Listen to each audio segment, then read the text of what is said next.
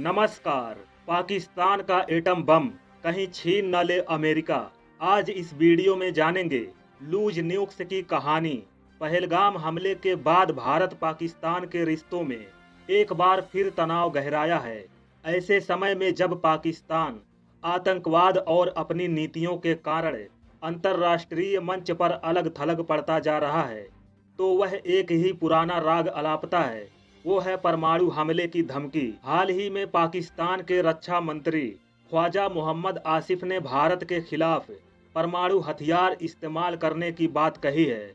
इससे पहले भी 2019 पुलवामा हमले के बाद पाकिस्तान इसी तरह की धमकी दे चुका है।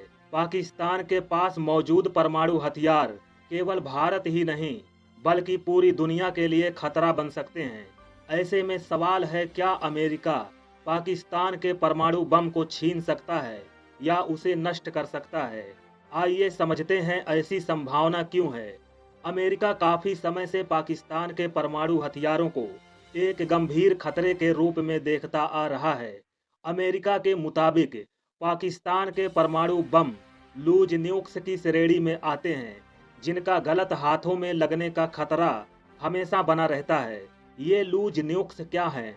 लूज न्यूक्स के मायने क्या हैं?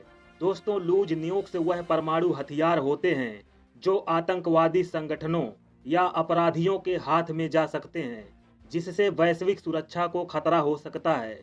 यह शब्द सबसे पहले सोवियत यूनियन के परमाणु हथियारों के संदर्भ में इस्तेमाल हुआ था। सोवियत यूनियन के पतन से पहले उसके पास 27,000 न्यूक्लियर हथियार थे और इन हथियारों को बनाने के लिए पर्याप्त प्लूटोनियम और यूरेनियम भी उपलब्ध था।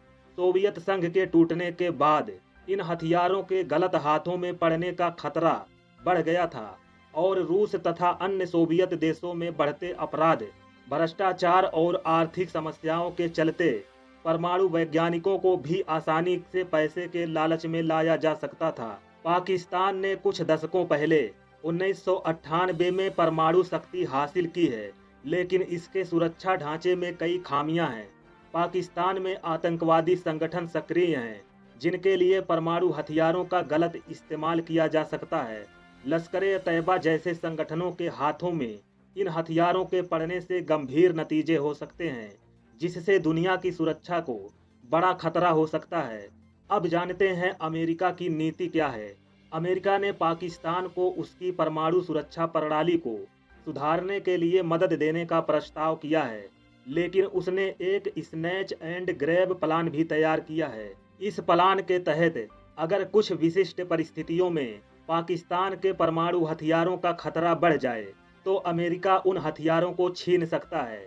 2011 में एनबीसी न्यूज द्वारा प्रकाशित रिपोर्ट में कहा गया था कि अगर पाकिस्तान में आंतरिक अस्थिरता फैलती है, आतंकवादी किसी परमाणु संयंत्र पर हमला करते हैं या पाकिस्तान की भारत के साथ दुश्मनी गंभीर होती है, तो अमेरिका का राष्ट्रपति इस स्नैच एंड ग्रैब प्लान का इस्तेमाल कर सकता है। दोस्तों, अब पाकिस्तान की प्रतिक्रिया क्या है?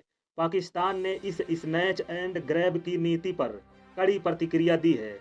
पाकिस्तान के पूर्व सैन्य शासक परवेज मुशर्रफ ने 2011 में चेतावनी दी थी कि यदि अमेरिका इस योजना को लागू करता है, तो दोनों देशों के बीच युद्ध छिड़ सकता है। परमाणु वैज्ञानिक परवेज हुडबॉय ने भी कहा कि पाकिस्तान के परमाणु हथियारों पर अमेरिकी नियंत्रण की कोशिश पूरी तरह से अव्यावहारिक है और नासमझी होगी। इनका मानना है कि ये हथियार पहाड़ों, सुरंगों और सैन्य ठिकानों में छिपे हुए हैं और अमेरिका द्वारा इन्हें छीनने की कोशिश जंग की वजह बन सकती है।